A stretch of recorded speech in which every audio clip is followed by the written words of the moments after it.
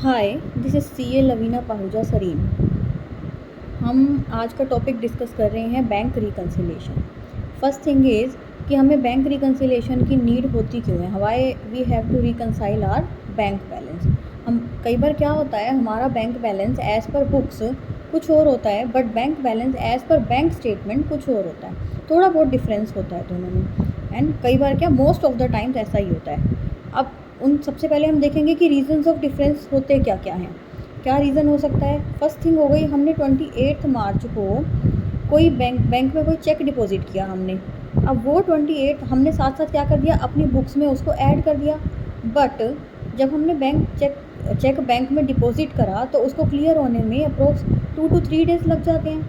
अब वो बैंक में रिफ्लेक्ट हुआ 1 अप्रैल को। सपोज़ करो चेक जो था हमारा 20,000 का था।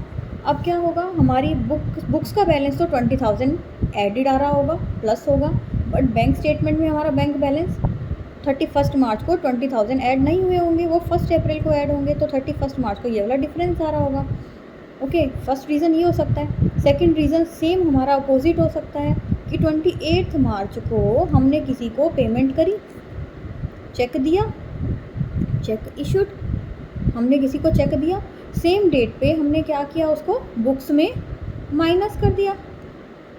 अब क्या हुआ, उसने जिस बंदे को हमने चेक दिया उसने 29 मार्च को जाके चेक बैंक में डाला होगा, तो वो 1 अप्रैल 2 अप्रैल को उसका चेक क्लियर हुआ होगा, तो हमारे यहाँ से अमाउंट डिडक्ट हुआ होगा आफ्टर 31 मार्च या 1 अप्रैल या 2 अप्रैल को। तो 31 मार्च को हमारा अमाउंट इधर ज़्यादा आ रहा होगा। सपोज़ वो 10,000 का चेक था, तो बैंक में तो 10,000 लेस हो चुके होंगे, हमारी बुक्स में तो 10,000 लेस हो चुके होंगे, बट 10,000 जो लेस होने हैं वो बैंक स्टेटमेंट में 2 अप्रैल को हुए होंगे, तो ये डिफरेंसेस हमारे आ रहे होंगे।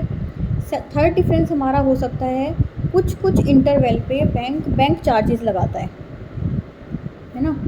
अब वो बैंक चार्जेस हमें तो नहीं पता होता, तो हमारी बुक्स में तो नहीं होते। जब हमारे पास बैंक स्टेटमेंट आती है तब हम देख के बैंक चार्जेस को ऐड करते हैं, सॉरी लेस करते हैं उसमें, ठीक है। तो उस केस में क्या होगा, बुक्स का बैलेंस और बैंक स्टेटमेंट का बैलेंस डिफरेंट आ रहा होगा, थोड़ा सा डिफरेंस होगा बैंक चार्जेस वाला भी। नेक्स्ट थिंग होती है बैंक इंटरेस्ट। अब बैंक इंटरेस्ट कैलकुलेट किया जाता है बैंक के अकॉर्डिंगली, एवरी डे के एंड पे जो हमारा बैलेंस है उसका एवरेज निकाल के उस तरीके से इंटरेस्ट कैलकुलेट करते हैं। तो जो भी इंटरेस्ट वो हमारे में क्रेडिट करते हैं बैंक में, वो बैंक स्टेटमेंट में से देख के ही हम बुक्स में ऐड करते हैं। अब हमारी बुक्स में 31 मार्च तक या उस वाली डेट तक नहीं आया होगा वो वाला bank interest, but bank statement में वो हो चुका होगा, तो इस वजह से डिफरेंसेस होंगे, है ना। अब हमने इन डिफरेंसेस के जो इफ़ेक्ट आ रहे हैं उनको रिवर्स करेंगे और हम दूसरे वाले अमाउंट से मैच करेंगे। इट मीन्स अगर हम बैलेंस एज़ पर बुक्स लेते हैं तो उस वाले अमाउंट में हम कुछ अमाउंट रिवर्स करेंगे, लाइक जो चीज़ बुक्स में हो चुकी है बट बैंक स्टेटमेंट में नहीं हुई उनको रिवर्स कर देंगे, और जो चीज़ बुक्स में नहीं हुई है बट बैंक स्टेटमेंट में हो गई है उन्हें कर देंगे हम। अब तो जो हमारा बैलेंस आ जाएगा एज़ पर बैंक स्टेटमेंट, हम देखेंगे क्या हमारा मैच हो रहा है। अगर ये मैच हो रहा है तो हमारे डिफरेंसेस नॉर्मल है, उन वजह से हमारा प्रॉब्लम आ रही है। अब बैंक रिकन्सिलिएशन स्टेटमेंट किस लिए बनाया जाता है, हमारा बैंक्स को मैच करने के लिए। ये ऑडिट्स के टाइम पे भी नीड हो सकता है कि हमारी बैंक स्टेटमेंट में जो डिफरेंस आ रहा है as per bank balance as per books और bank balance as per bank statement, अगर डिफरेंस आ रहा है तो सिर्फ यही वाले रीजंस हैं डिफरेंस होने के। अगर अभी भी मैच नहीं हो रहा, it means there is some other problem that need to be audited, तो उसको इन डेप्थ ऑडिट किया जाता है।